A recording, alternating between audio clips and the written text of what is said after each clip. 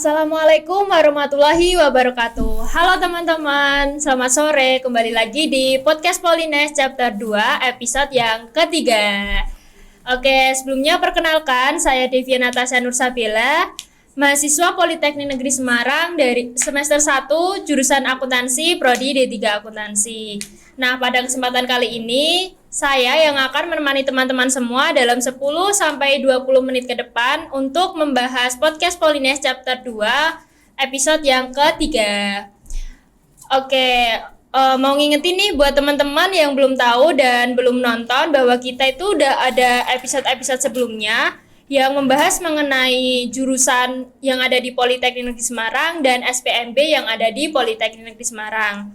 Nah, buat teman-teman yang belum tahu dan belum nonton, bisa nih langsung nonton di YouTube Kompi Semarang. Nah, pada sore hari ini, saya akan mengangkat tema podcast dengan judul Menggali Soft Skill dengan organisasi yang ada di Politeknik Negeri Semarang. Oke, untuk mempersingkat waktu, di sini saya sudah bersama kakak-kakak kita yang cantik-cantik dan ganteng pastinya, dan luar biasa. Ada Kak Anya dan Kak Idam. Halo Kak, selamat sore. Halo Devia, selamat sore juga. Oke, gimana nih Kak kabarnya hari ini? Alhamdulillah baik, masih diberi kesehatan ya sama Tuhan. Alhamdulillah. Oke. Kesibukan untuk akhir-akhir ini apa nih Kak?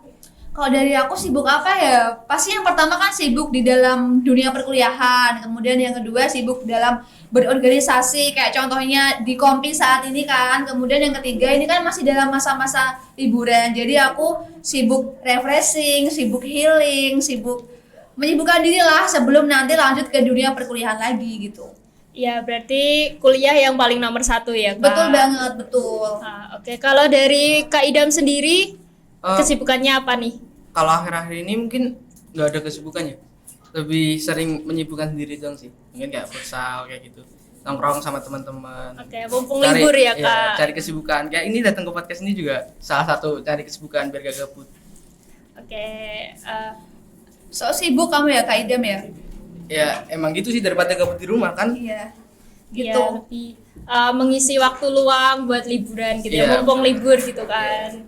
Oke, saya mau nanya nih Kak, buat sebelumnya apa sih perbedaan dari HMJ dan UKM itu? Silakan Kak Idam dijawab dulu Kak. Oke. Kalau aku mau nyebutin definisinya ya. Kalau perbedaannya dari HMJ sama UKM itu sebenarnya sama-sama organisasi yang ada di Polines. Itu masuk dalam lingkup Ormawa Organisasi Mahasiswa dan masuk juga dalam KBM Polines, Keluarga Besar Mahasiswa. Nah, bedanya apa? Dari pendapatku pribadi, mungkin bisa nanti dikoreksi sama Anya. Kalau menurutku itu bedanya, kalau misalkan HMJ itu dia mencakup seluruh bidang, tapi targetnya itu buat jurusannya masing-masing. Kayak misalkan aku dari jurusan teknik mesin, kan aku juga dari HMM dulu. Nah, itu juga tujuannya bagaimana caranya buat memajukan jurusan teknik mesin itu. Mungkin dari Anya kan dari jurusan administrasi bisnis. Nah, mungkin juga tujuannya kayak gitu. Terus kalau misalkan UKM atau unit kegiatan mahasiswa, itu dia lebih fokus ke bidang-bidangnya masing-masing. Ada beberapa bidang kan yang ada di Polines itu, ada misalkan kayak PP itu fokusnya di ilmu pengetahuan dan teknologi. Terus ada konsep itu di kesenian, sport di olahraga kayak gitu sih. Jadi bedanya itu cuma dari anggota-anggotanya gitu loh, sama tujuan-tujuannya, tujuan organisasinya itu apa. Kalau misalkan PP ya jelas dia bergerak di bidang ilmu pengetahuan sama teknologi kan, jadi dia melakukan riset gitu kan. Terus kalau misalkan di HMJ ya sama, sebenarnya juga ada riset, ada olahraga, ada dan lain-lain, cuma dia lebih fokus ke jurusannya masing-masing. Cuma kalau di UKM dia itu nggak mengenal jurusan manapun gitu loh. Jadi misalkan kamu dari jurusan apapun, kamu bisa ikut ke UKM apapun juga kayak gitu sih. Oke, jadi teman-teman dapat disimpulkan bahwa HMJ atau Himpunan Mahasiswa Jurusan itu lebih terfokuskan untuk meningkatkan jurusan tersebut. Kalau untuk UKM sendiri itu untuk mengembangkan soft skill dari masing-masing mahasiswa. Seperti itu ya Kak. Iya sih, kurang lebih seperti itulah. Iya. Oke. Kalau macam-macam dari UKM yang ada di Politeknik Negeri Semarang itu misalnya seperti apa sih Kak? Aku jadi menjawab ya. Jadi untuk UKM sendiri, UKM yang ada di Polines itu cukup banyak ya kalau menurut aku. Ada 15 UKM yang di Polines, dan kalau menurut aku sendiri 15 UKM yang di Polines itu udah hampir mencakup semua bidang gitu loh. Jadi ada UKM Menwa, UKM Racana Pandawa. Mungkin dari teman-teman dari SMA yang nggak asing lagi dengan organisasi kepramukaan, itu kalau di Polines hampir sama lah kayak UKM Racana Pandawa. Kemudian yang kedua ada UKM konsep juga yang Kak Idam tadi sebutkan, ada UKM Sport. Namanya kan juga UKM Sport ya, pasti UKM tersebut berbasis di dunia olahraga. Ya, betul banget. Kemudian ada UKM KWU. Nah, mungkin dari teman-teman nih calon mahasiswa Polines yang ingin mengembangkan soft skill-nya di dunia kewirausahaan ataupun udah memiliki usaha, ataupun juga yang belum, bisa langsung aja join ke UKM KWU. Dan masih banyak lagi UKM yang ada di Polines. Kalian bisa langsung aja kunjungi di website Polines. Nah, oke teman-teman, buat teman-teman yang udah mahir dalam dunia bisnis itu bisa banget join di UKM KWU. Dan untuk teman-teman yang mungkin suka dengan fisik atau yang berbau dengan PKS atau Paskibra itu bisa banget masuk di Menwa. Menwa sendiri itu kepanjangan dari Resimen Mahasiswa, seperti itu ya Kak. Betul banget. Oke. Kalau Devia sendiri ikut organisasi apa? Kalau aku ikut Menwa Kak. Menwa. Oh, ikut Menwa. Iya. Pantes kok kayak udah fasih gitu ya di Menwa ya. Iya. Alhamdulillah. Oke, kalau untuk manfaat organisasi sendiri bagi Kak Anya dan Kak Idam itu untuk apa dalam dunia sehari-hari gitu? Manfaat aku ikut organisasi di dunia perkuliahan tuh pastinya banyak banget ya manfaat yang aku dapatkan. Yang pertama yaitu pastinya menambah relasi. Seperti aku ambil contoh nih, aku ikut di Kompi. Kompi kan organisasi daerah di mana para mahasiswa yang ada di Kompi yang ada di Kota Pati yang melanjutkan di Polines itu langsung tergabungkan di Kompi. Nah, itu kan nggak dari satu jurusan aja kan, tapi dari berbagai jurusan. Kayak nih, aku bisa kenal Mas Idam juga dari Kompi, aku bisa kenal kamu yang dari akuntansi kan juga dari Kompi. Itu juga bakal menambah relasi. Kemudian yang kedua, menambah public speakingku. Aku ingin jujur ya, ini buka-bukaan aja ya, santai. Sebelum aku ikut organisasi itu aku nggak bisa ngomong di depan kalian, ini tuh nggak bisa.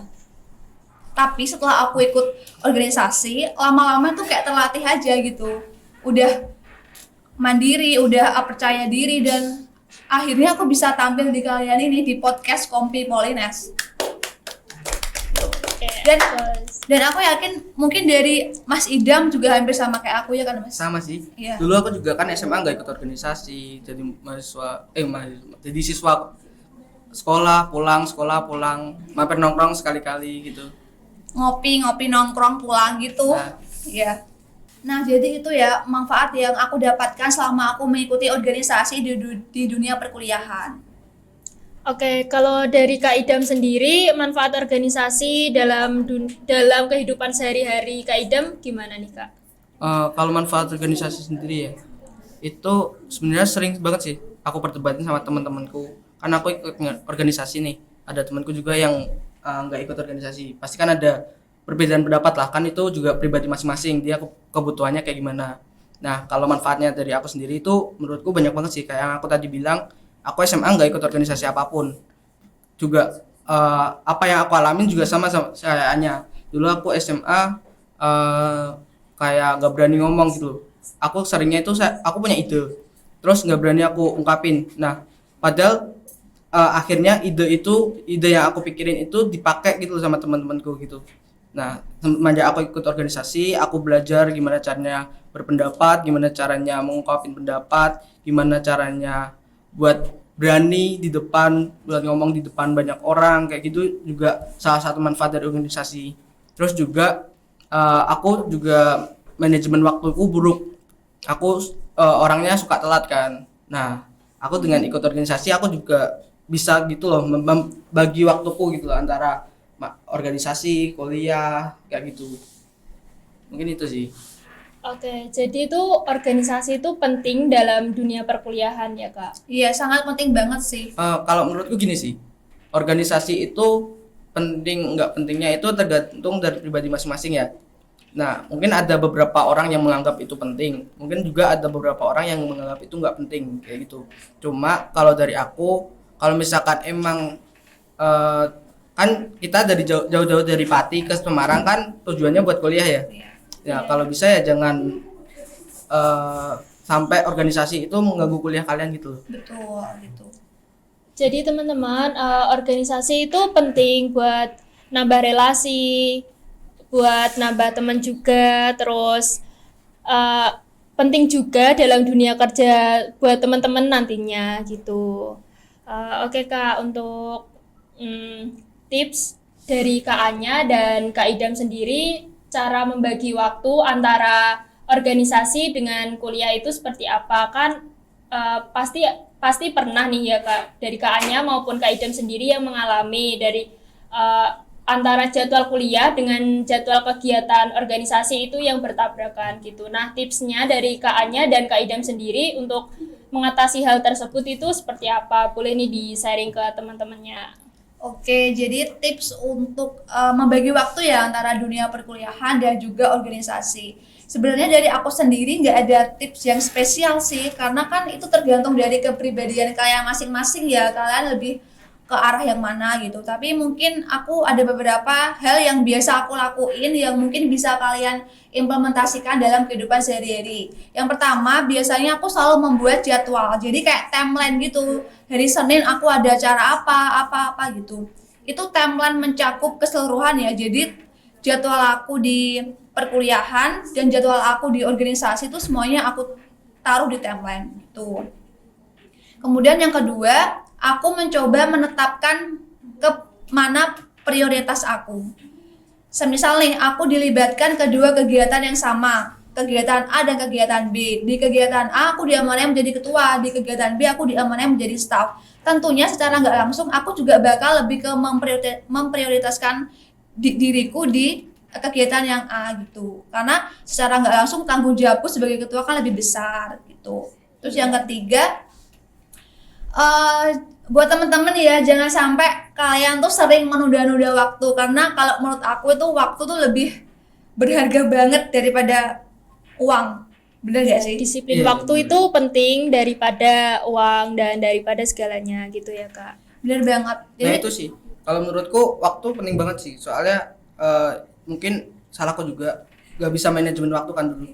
Nah pasti awal-awal ikut organisasi ya itu sering ngerjain tugas sampai malam, bahkan Iya, nggak tidur sampai malamnya nggak tidur buat ngerjain tugas ya, gara-gara itu sering nunda-nunda. iya betul banget. Jadi mungkin dari kalian yang sekiranya memiliki waktu luang, kalian bisa langsung aja kerjain tugas yang akan datang biar kalian di akhir juga nggak begitu padat juga jadwalnya gitu. Terus tips yang ketiga nih, berhubung aku orangnya pelupa ya, jujur kan aku orangnya pelupa. Aku di setiap kegiatan aku selalu aku pasang alarm. Jadi aku nggak bakal lupa sama kegiatanku. Gitu. Itu tips yang aku dapat berikan. Mungkin dari teman-teman bisa dicoba ataupun diimplementasikan dalam kehidupan sehari-hari juga nggak apa-apa. Oke, itu teman-teman tips dari Kak Anya sendiri. Lalu tips dari Kak Idam gimana Kak? Kalau untuk membagi waktu antara kuliah sama organisasi, aku biasanya sih itu seringnya bikin to-do list. Kayak siap bangun tidur itu pengen hari ini mau ngapain aja, tak tulis di note HP kan, kalau HP pasti kemana-mana bawa ya. Nah tak Iya. tulis, misalkan hari ini aku mau kesini kayak gitu. Jadi kalau misalkan aku lupa aku mau ngapain ya, nah aku tinggal buka itu tadi. Terus juga kalau misalkan ada agenda-agenda yang sekiranya itu penting, aku masukin ke agenda di kalender. Kan kalender bisa kan dimasukin agenda-agenda kayak gitu. Iya. Nah itu Iya. soalnya kadang itu sering banget lupa gitu loh, ya nggak sih? Iya sama, aku juga perlu orangnya Kak. Nah ya mungkin itu sih. Terus juga ya tadi yang aku bilang juga, kalau bisa ada tugas atau apapun itu dikerjain cepet lah. Soalnya kalau di organisasi ya, sepengalamanku itu kadang tugas kalian itu nggak menentu gitu loh. Misalkan ada kekurangan orang, butuh orang banyak, kayak itu kalian mau nggak mau tuh juga harus terjun gitu loh. Jadi ya kalau bisa tugas itu, kalau misalkan dapat tugas langsung dikerjain lah kalau misalkan ada waktu yang longgar gitu. Betul banget. Jadi biar nggak, kalau misal waktunya mepet itu kita udah tenang gitu ya. Iya, biar nggak lembur-lembur kayak aku dulu gitu. Sampai nggak tidur. Oke, nggak terasa nih podcast udah di ujung acara aja. Senang banget bisa sharing, dapat ilmu dan pengetahuan dari Kak Anya dan Kak Idam. Semoga teman-teman semua yang nonton podcast ini bisa dapat pandangan baru mengenai Polines dan bisa bergabung menjadi bagian dari Polines. Oke, mungkin dari Kak Anya dan Kak Idam ada closing statement nih buat teman-teman. Mungkin dari Kak Idam dulu deh. Oke. Oke. Kalau dari aku ya, ini kan tadi bahasnya terkait soft skill yang ada di organisasi ya. Nah, kayak yang aku tadi bilang, organisasi itu penting atau enggak itu tergantung pribadi masing-masing. Cuma aku juga sering sih ngobrol sama angkatan-angkatan tua kayak gitu yang dulu lulusan dari Polines, itu pentingnya organisasi itu apa. Nah, itu di situ kalian bisa manajemen anggota gitu. Jadi kalian bisa menggerakkan anggota. Misalkan ada anggota yang susah kerja, itu gimana caranya biar kita bisa kerja bareng kayak gitu. Itu salah satu soft skill yang aku dapetin sih. Terus juga yang mungkin kayak ada beberapa perusahaan sih yang aku tahu itu wajib menyertakan sertifikat organisasi kayak gitu. Jadi ikut organisasi itu juga salah satu poin plus buat daftar pekerjaan kayak gitu sih. Oke, dari Kak Anya sendiri untuk closing statement-nya. Mungkin yang dapat aku berikan ya buat teman-teman calon mahasiswa Polines ataupun yang udah menjadi mahasiswa Polines, berorganisasi itu menurut aku penting. Tapi dalam arti ingat tujuan awal kalian berkuliah di Polines itu apa?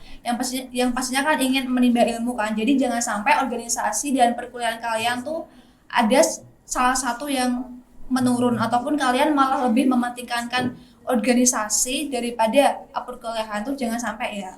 Terus yang kedua, ketika kalian ikut organisasi, kalian jangan langsung berpikir aku ingin mendapatkan manfaat ini tuh jangan. Nah, benar.